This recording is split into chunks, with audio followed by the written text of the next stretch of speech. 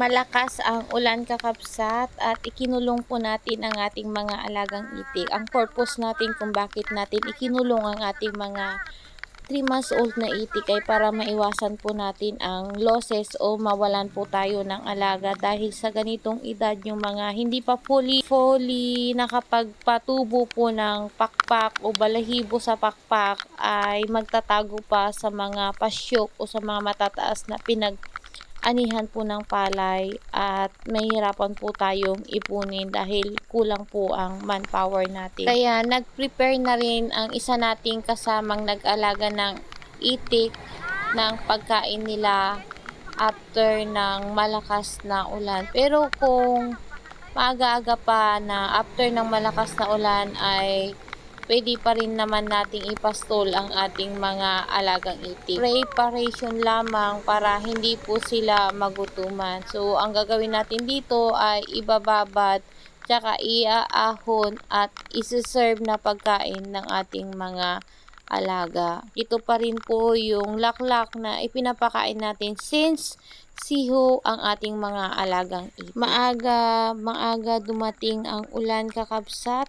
Ito po ay alas 2 ng hapon kakabsat at ng mga bandang 4 PM ay huminto po ang ulan at tumila, kaya naman kahit papano ay naipastol pa rin natin ang ating mga alaga kahit kaunti plus dagdag pakain sa laklak kakabsat. Kapag ganitong malakas ang ulan kakabsat ay hindi rin kakain ang ating mga alagang itik at haharapin nila ang ulan hanggang sa huminto ang ulan at humina, tsaka pa lang sila gagalaw kakabsat. Subalit kapag ito ay nakawala kakabsat ay maghahanap po sila ng mataas na pinag-anihan po ng palay o damo kung saan maaari po silang magtago, kaya nga kinulong natin ang ating mga alaga. Ayan, si nanay nilalamig na at balot po na plastic dahil malakas po ang ulan at ayaw po niyang masyadong mabasa ang kanyang katawan dahil napakalamig nga po kakabsat at tayo ay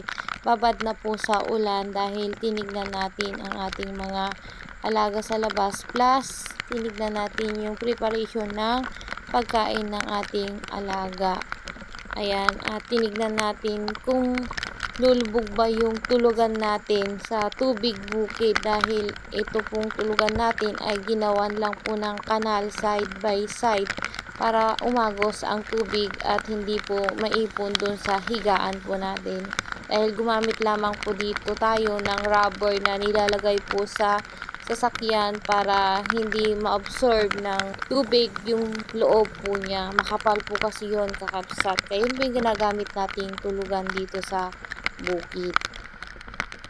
At yan, medyo nakaramdam tayo kakabsat ng panlalamig sa sobrang lakas na rin po ng ulan at babad na rin po tayo sa ulan, kaya naman sumilong na rin tayo at nagtimpla ng kape dito kakabsat. Ayan, tubig na rin po kakabsat yung ating nilalakaran at yan din po yung portion kung saan gumawa rin po tayo ng tulugan. Dito ay naglagay lang po kami ng kanal para dumaloy ang tubig at hindi po maipon para hindi po tayo mabaha masyado. Kaya naglalagay po tayo ng paikot na kanal dito sa tinutulugan natin para continuous po yung flow ng tubig. Ito ang mga discarding malupit na mga nag-aalaga ng itik kakabsat. Lalo na sa mga nagnanais pa lang at nagbabalak pa lang mag-alaga ay makikita nyo na po yung pinakasakripisyo na ginagawa ng mga nag-aalaga ng itik sa bukid katulad po natin.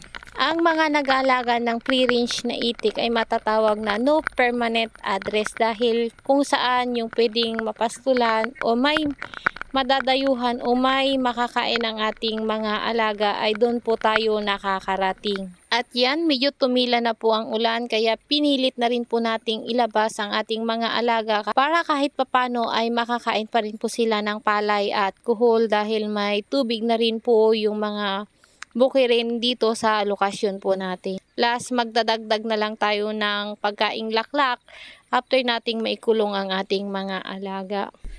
Dito ay ambon na lang po ang ulan at panakanakang pagbugso ng ulan kakabsat kaya pwede na natin silang ilabas at makakakain ng ating mga alaga.